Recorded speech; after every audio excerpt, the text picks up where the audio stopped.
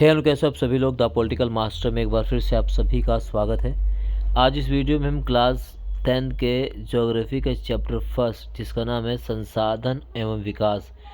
संसाधन एवं विकास का जो न्यू सिलेबस सीबीएसई ने तैयार किया है, उस सिलेबस के आधार पर हमने इस वीडियो को तैयार किया है। और इस चैप्टर से जितने भी इम्पोर्टेंट क्वेश्चन आपके बोर्ड एग्ज़ाम 2024 के लिए बन सकते हैं, उन सभी क्वेश्चंस को हमने इसमें शामिल किया है।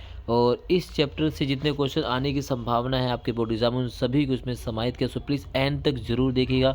चैनल पर पहली बार विजिट कर रहे हैं तो चैनल को ज़रूर सब्सक्राइब कीजिएगा और बेल आइकन को भी जो है आप प्रेस कर लीजिए।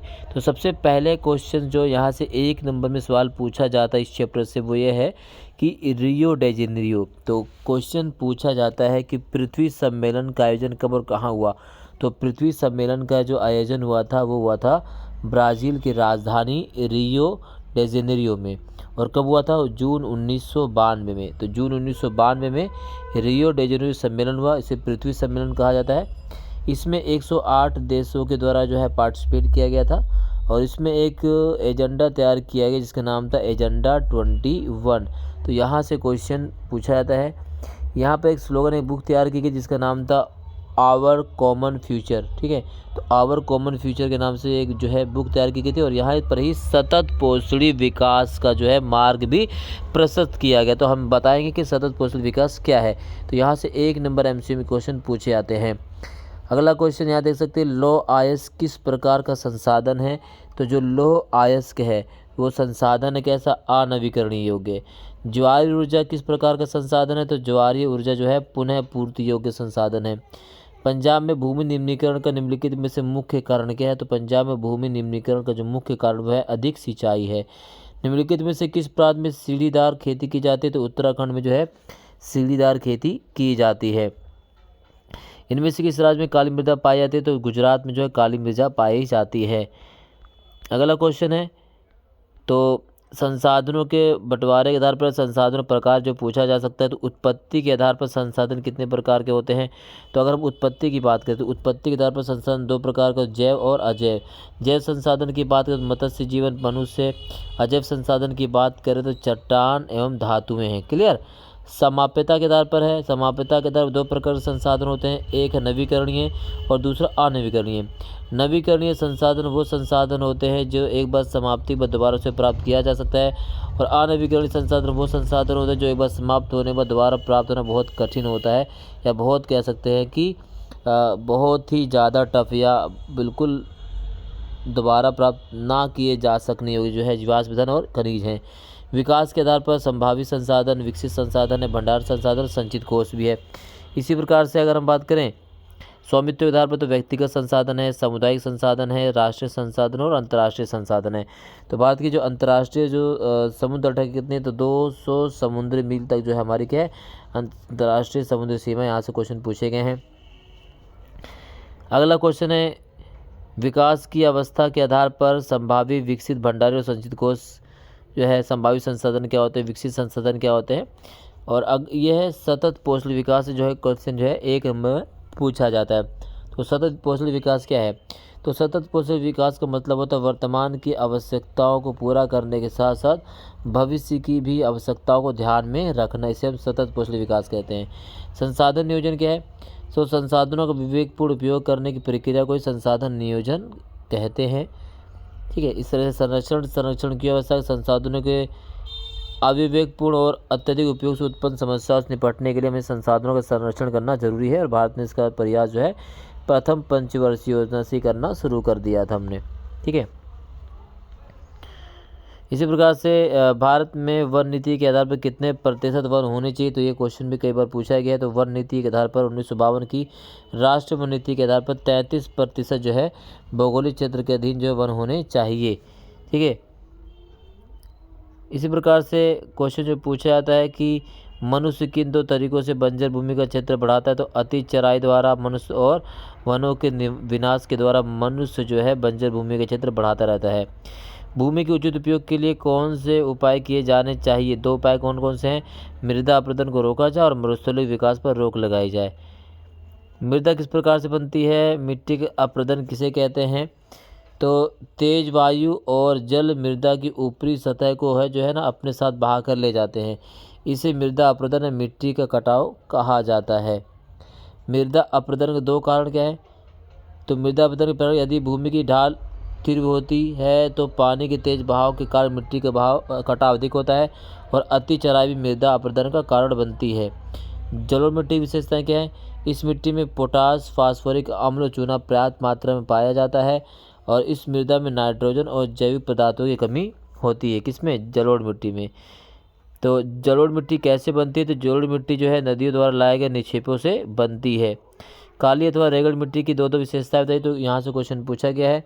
तो काली मिट्टी में पोषक तत्व जो है calcium carbonate, magnesium carbonate, potash और चूना अधिक होता है। इसमें नमी धारण करने की क्षमता बहुत अधिक होती है। ये मिट्टी कपास की फसल के लिए अधिक उपयोगी पाई जाती है। तो मोस्ट इम्पोर्टेंट क्वेश्चन में से एक है ये। काली अथवा रेगड़ मिट्टी भारत के किन भागों में पाई जाती है? तो ये पाई जाती है दक्कन के पठार उत्तरी पश्चिमी भागों में, और ये महाराष्ट्र, सौराष्ट्र, मालवा और मध्य प्रदेश के पठारी भागों में भी मिलती है। इसी प्रकार से लाल मिट्टी और लैटराइट मिट्टी की विशेषता भी दो नंबर से पूछे जा सकते हैं। तो लाल मिट्टी में फॉस्फोरिक अम्ल, जैविक पदार्थ और नाइट्रोजन पदार्थों की कमी पाई जाती है और इस मिट्टी में लाल और पीले रंगों की अनेक आभाएं दिखाई देती हैं। इसी प्रकार से लैटराइट मिट्टी, तो लैटराइट मिट्टी कम उपजाऊ होती है। यह मिट्टी घास और झाड़ियों के पैदा होने के लिए क्या उपयुक्त मानी जाती है। संसाधन नियोजन का क्या अर्थ है? इसकी कौन कौन सी 3 अवस्थाएं हैं? तो संसाधन नियोजन की आवश्यकता क्यों है? क्योंकि आपको पता है कि भारत वैश्विक रूप से अगर हम बात करें तो संसाधन की सीमित मात्रा में है, लेकिन मानव की जो आवश्यकता असीमित है। तो मानव की असीमित आवश्यकताओं को पूरा करने के लिए हमें संसाधनों का नियोजन करना होता है। ठीक है, और उसका कौशलपूर्ण और विवेकपूर्ण इस्तेमाल करने के लिए संसाधन का संरक्षण नियोजन बहुत जरूरी है। तो इस तरह से सवाल जो है क्वेश्चन पूछे जाते हैं पेपर में।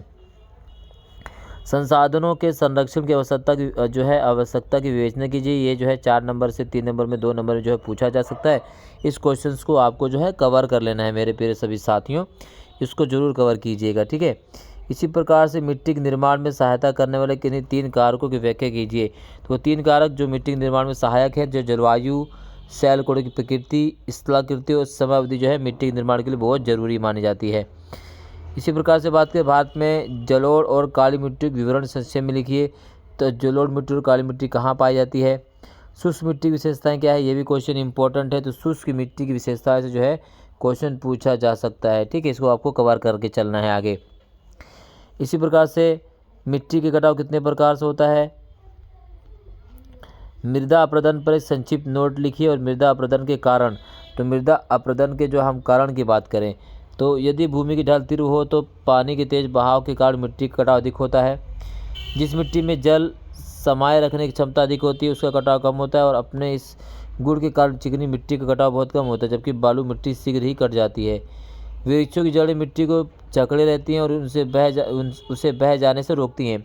फलस्वरूप जिन स्थानों पर वन काट दिए जाते हैं वहाँ की भूमि का कटाव अधिक होता है। खेतों में घास चरते समय पशु अपने खुरों से भूमि की ऊपरी सतह खुरच देते हैं या घास को जड़ों सहित उखाड़ देते हैं और ऐसी मिट्टी तुरंत बह जाती है। इस तरह से ये मृदा अपरदन के मुख्य कारण माने जाते हैं। भारत की परिस्थितियों के अनुकूल मृदा संरक्षण के 2-3 तरीके सुझाइए। वनों को लगाना चाहिए, अधिक से अधिक वन लगाना चाहिए, घास लगाना चाहिए। ठीक है ना, अधिक से अधिक क्या लगाना चाहिए? वन लगाना चाहिए, घास लगाना चाहिए, पहाड़ी ढालों पर सीढ़ी के आकार के खेत बनाना चाहिए, नालियों का मुंह बंद कर देना चाहिए, नदियों के किनारे पेड़ पौधे ज़्यादा से ज़्यादा लगाने चाहिए। इससे मृदा के संरक्षण को रोक सकते हैं। ठीक है, इसी प्रकार से भारत में पाई जाने वाली मिट्टी, तो भारत में पाई जाने वाली मिट्टी ये मोस्ट इम्पोर्टेंट, यहाँ से क्वेश्चन 100% पूछा जाएगा। चाहे आपसे जलोढ़ मिट्टी पूछ ले, खादर और बांगर पूछ ले, राइट, लाल और पीली पूछ ले, लैटराइट मिट्टी पूछ ले, इनमें से कोई मिट्टी 100% आपके पेपर में बोर्ड एग्जाम 2024-25 में आने ही वाली है। तो इसको आपको नोट करके लिखना है, यहाँ से क्वेश्चन 100% बनेगा। चाहे जलोढ़ मिट्टी हो, काली मिट्टी हो, यहाँ से क्वेश्चन आपके पेपर में बनने वाला है। इसको ज़रूर कवर कीजिएगा। जलोढ़ मिट्टी, काली मिट्टी, लाल मिट्टी, इसको आपको कवर करके चलना है, जलोढ़, काली, रेगुड़ मिट्टी को। ठीक है, इसके अलावा अगर हम बात करें लैटराइट मिट्टी, मरूस्थलीय मिट्टी, वन और पर्वतीय मिट्टी, तो वो ऊपर के 3 जो मिट्टी है ना काफ़ी महत्वपूर्ण, उनको आपको कवर करना ही करना है। इसी प्रकार से जलोढ़ मिट्टी भारत में कहाँ कहाँ पाई जाती है, इसकी मुख्य विशेषता, और किस मिट्टी का स्तर भारत में सबसे अधिक है, तो है जलोढ़ मिट्टी। तो जलोढ़ मिट्टी की विशेषताएं आप देख सकते हैं, इस मिट्टी में भिन्न भिन्न मात्रा में रेत, गाद और मृत्तिका मिली होती है।